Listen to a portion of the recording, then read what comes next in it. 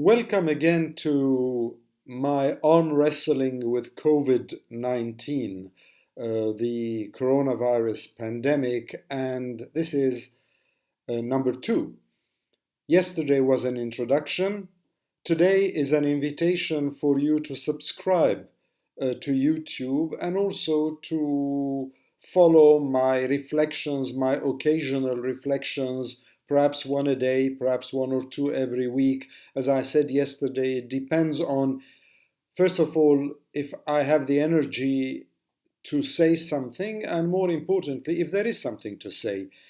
And since my reflections will be personal, I'm not trying to be deep and probing, but just reflect a little bit what is happening out there.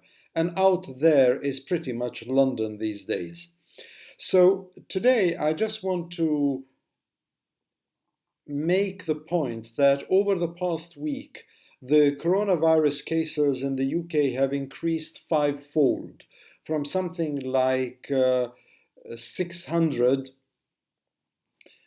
to well over 3,000. That's a bit scary, and that's still not the peak. People are telling us, and the Prime Minister yesterday said, although I'm sort of a little bit doubtful about that prognostication, that we will reach a peak by mid-May and then we will start going down and hopefully getting out of this hellish situation we're in. And hellish it is. And I'll just leave you with two thoughts today, two observations if you want. The first observation is the one that I referred to yesterday, and that's panic buying. Guess what? I went to a well-known supermarket today, and I kid you not, the shelves were all empty. And we're not talking, again, I said this yesterday, we're not talking only about the UHT long life milk, we're not talking about Lurals, we're not talking about Panadol and paracetamol tablets, we're not talking about hand gels and Dettol wipes. We're talking about vegetables, fruits, avocados, cucumbers, tomatoes, strawberries, these things. Nothing. The shelves were empty. And this is one of the big supermarkets. And I wonder what's happening. I talk to people. I was just talking to a friend a couple of hours ago, and he said he can't understand that. Everybody I talk to, they say panic buying. This is ridiculous.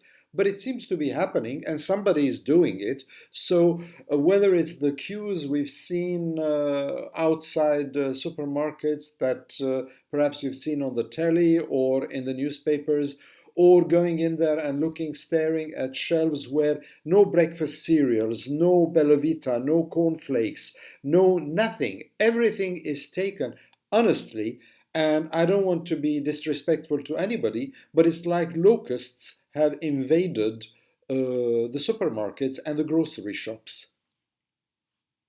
At the moment, I'm just observing. I'm not trying to analyze. And the second thought I leave with you is a bit more personal. I'm one of those who falls into the category of underlying reasons, which is what makes my GP a little uncomfortable and hopeful that I will be able to observe social distancing and be away from temptations that might lead me into trouble.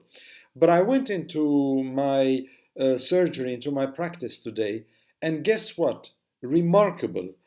The shutters were down, the fluorescent lights were out, and it was, honestly, it wasn't like going into my surgery, it was like going into Gotham City, you know, the one where Batman lived. And I couldn't believe it, and I told the receptionist, listen, my GP wants to see me, and or he has left me a couple of scripts at reception. She said, are you sure? Who are you? And I thought, wow. And we are still, what, weeks before what everybody tells me is the peak. So just a couple of thoughts, and the hope that we'll all be safe. Social distancing seems to be the answer, as well as those 20 crucial and precious moments where you wash your hands properly. All the best to you. Sorry, this is not a very uplifting, humorous few minutes, but what can I say? The subject does not lend itself to much humor, even to much self deprecation. So take care, keep safe, and keep well. Until number 3. Bye.